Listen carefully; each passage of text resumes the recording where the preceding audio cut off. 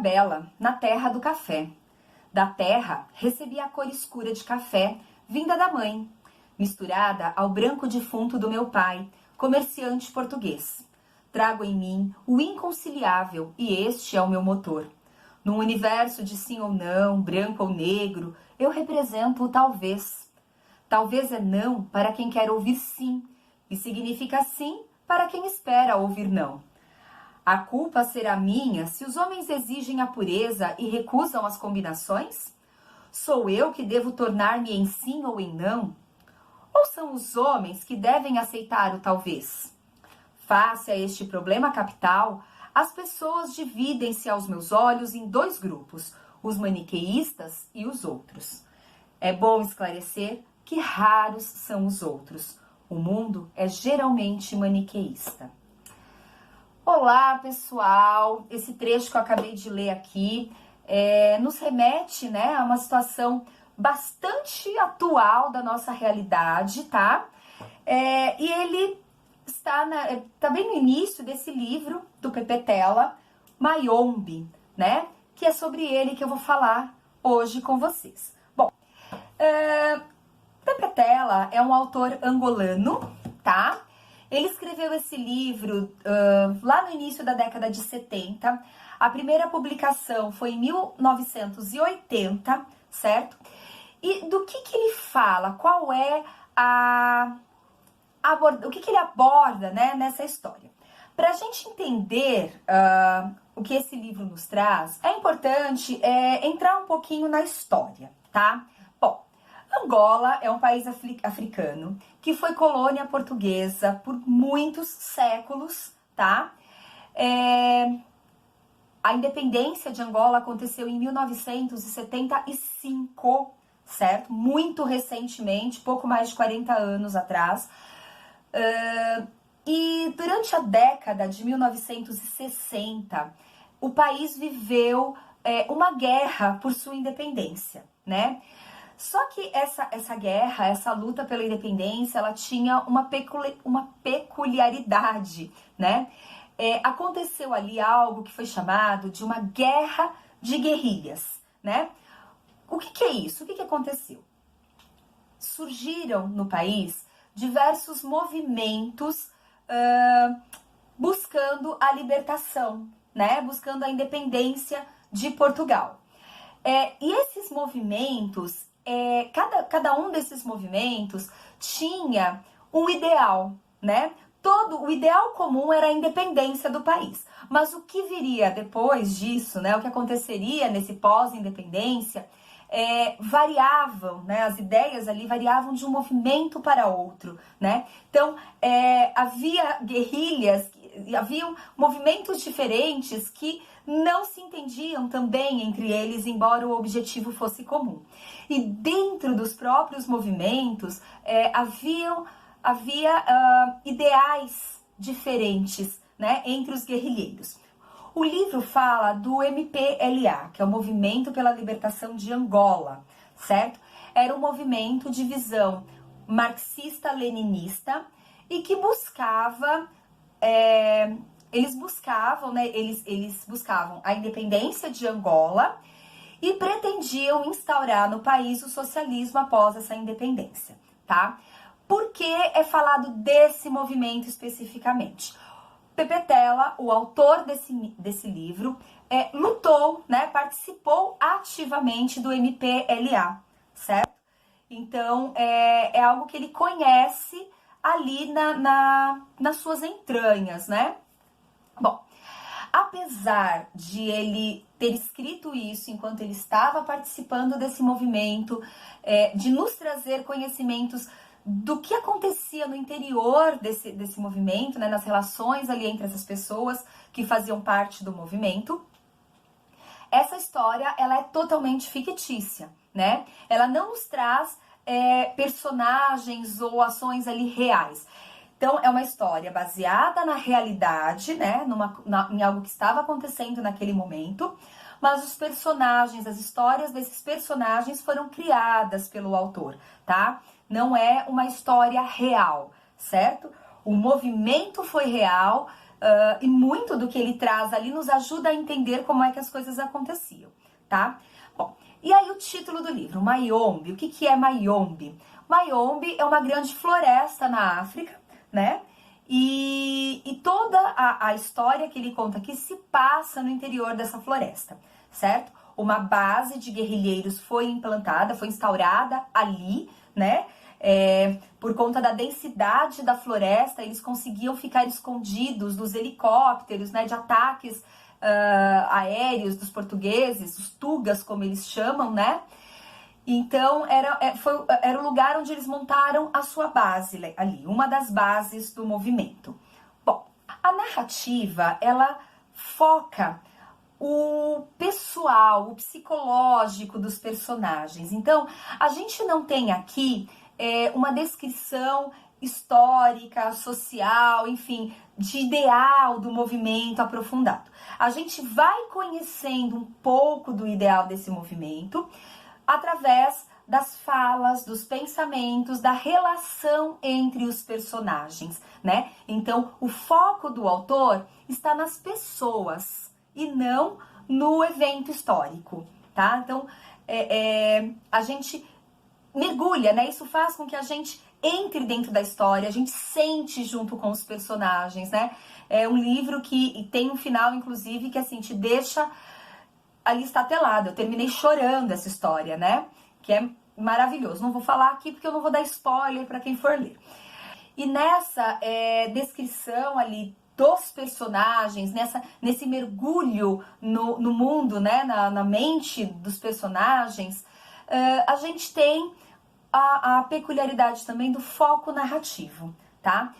A narração dessa história, ela vai acontecer uma boa parte em terceira pessoa. A gente tem ali um narrador onisciente, onipresente, aquele narrador que vira do avesso o personagem, a gente conhece, né, muito dele por conta dessa narrativa em terceira pessoa. Só que essa narrativa, ela é entrecortada em vários pontos por narrações em primeira pessoa. E em cada momento que nós temos o texto em primeira pessoa, nós vamos ter um dos personagens, né, uma dessas pessoas que vive ali nessa base, narrando o seu ponto de vista, né? Então, isso é muito interessante porque o autor vai mostrando pra gente que o que levava, né, algumas pessoas para dentro dessa guerra, dessa luta, não era sempre a mesma ideia, né, o mesmo objetivo. Cada um estava ali por um motivo diferente.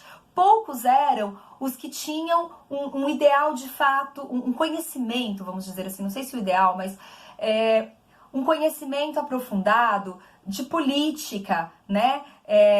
Da história, da questão social, do que se fazer depois ali, né? A gente vê que cada personagem entra para a guerra por alguma razão diferente, né? Seja para fugir de problemas emocionais, né? Porque está vidrado ali com aquela ideia de estar ali, enfim. Existem motivações diferentes para cada personagem estar nessa guerra. O único personagem dessa história que não tem uma participação em primeira pessoa é o comandante da base, né? O Sem Medo, tá? Cada um deles tem um apelido ali de guerra, né? Então, o Sem Medo, ele não aparece em momento algum narrando em primeira pessoa. No entanto, ele é o personagem que permeia toda a narrativa que vai acontecendo quando o narrador está em terceira pessoa. E ele é um personagem de extrema importância para o enredo dessa história, né? Ele, além de ser um comandante de guerra, é ele quem precisa estabelecer o equilíbrio entre as pessoas, é ele quem medeia os conflitos que acontecem ali, e não são poucos, né? E aí a gente vai percebendo outros problemas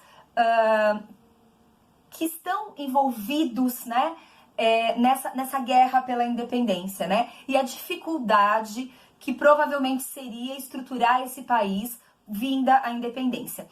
Eu não estudei história de Angola, eu não sei o que aconteceu depois disso, eu não sei como esses conflitos se organizaram. Fiquei curiosa em conhecer depois de ter lido esse livro, né? Mas o que é que a gente observa ali, que ele descreve nos seus personagens? Existiam outras questões a serem resolvidas e questões muito problemáticas, né? Para que o país se estruturasse depois dessa independência.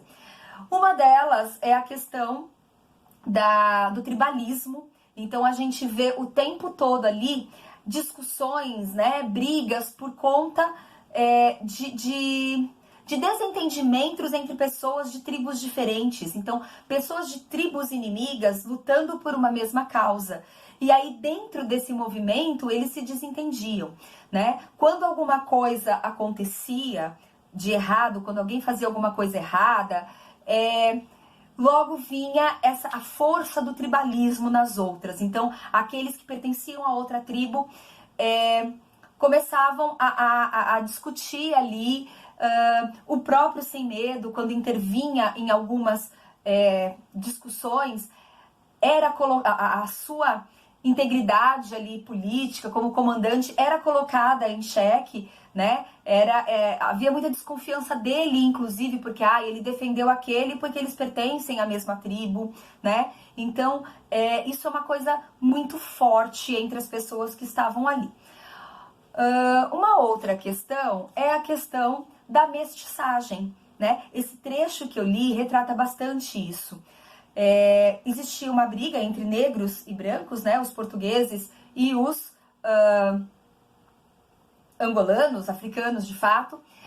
E aí, os mestiços nessa sociedade eram discriminados também, né? E discriminados duas vezes, porque eles não eram nem pretos e nem brancos. Então, os pretos o viam como quase branco, os brancos o viam como quase pretos.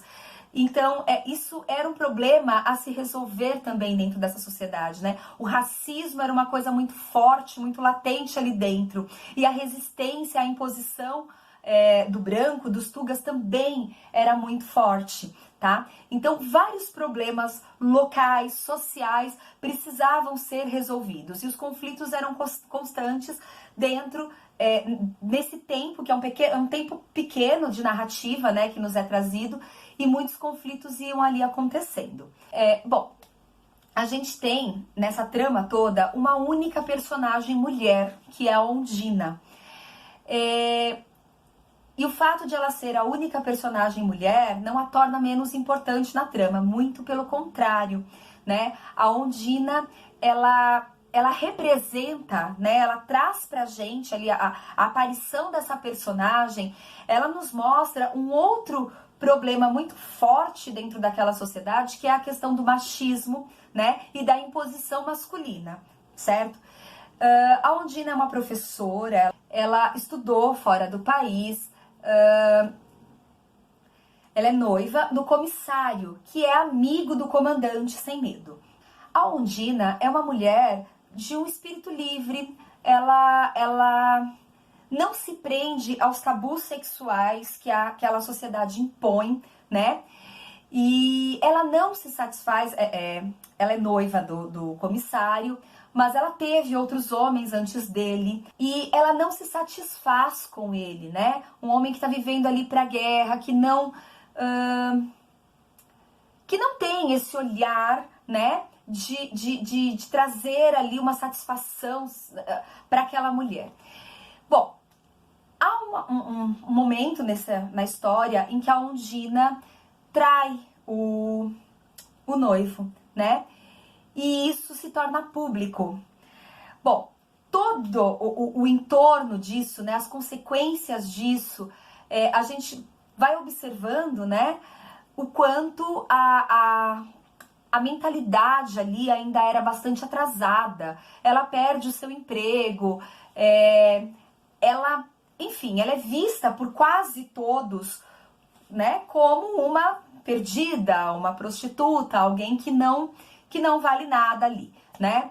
Bom, eu não vou adentrar muito nisso, porque tem gente que não gosta de spoilers, mas a Ondina, ela representa essa repressão masculina sobre as mulheres daquela sociedade, tá? Um outro ponto, né, que o autor aborda é a questão da corrupção dentro do movimento.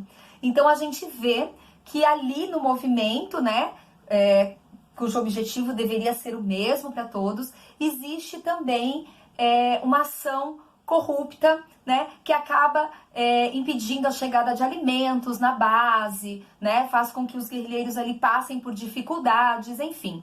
É uma trama muito bem construída, é uma história muito envolvente, tá? Muito gostosa de se ler.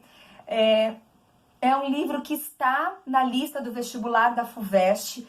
Eu acho isso fantástico, né? Eu prestei vestibular há mais de 20 anos atrás e naquela época a gente estudava literatura só no eixo Brasil-Portugal, né? Eu vim conhecer a literatura de outros países de língua portuguesa muito recentemente, porque não era uma coisa que se estudava na escola quando eu estava no ensino médio.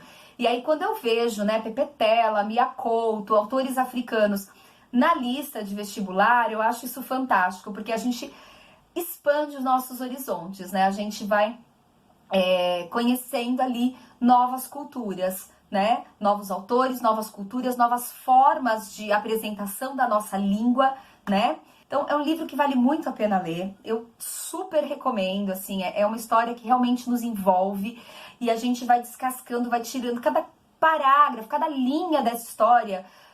Tem uma profundidade imensa. É uma narrativa bastante complexa, né? Complexa na profundidade ali daquilo que ela nos traz, das reflexões que ela nos traz e não no entendimento, né? É um livro que eu considero relativamente fácil de ler, né? Ele é muito gostoso. E hoje eu vou ficando por aqui, então. Um beijo e até a próxima.